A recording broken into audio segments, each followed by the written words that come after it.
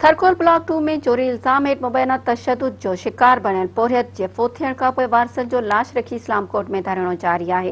Peoples party MPa फकीर शेर मोहम्मद बिलालानी के मुज़ाहिरीन वापस मोटाई छॾियो। परॾेही वज़ीर शाह महमूद कुरैशी वाक़े जो नोटिस वठी आईजी सिंध के वारसनि खे तकिड़ो इंसाफ़ फराहम करण जो हुकुम ॾिनो आहे। थरकोल ब्लॉक 2 में सिक्योरिटी गार्डन जे मुबैना तशद्दुद में फोत थियल पोरियत दोदो भील जे वारसनि तोड़े सियासी समाजी धुरियन जो लाश रखी बाईपास रोड ते धरणो जारी आहे।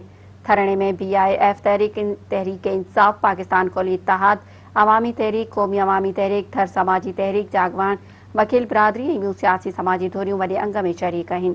धरणे वारे हंधि PPMPA फ़कीर शेर मोहम्मद बिलालानी ऐं SSP थरपारकर सरदार हसन नियाज़ी पहुची ॻाल्हियूं कयूं। मुज़ाहिरीन पोरियत जे तशद्दुद में मुलवस समूरनि जवाबदारनि जी गिरफ़्तारी ताईं धरणो ख़त्म करण खां खुदतो जवाब ॾेई छॾियो।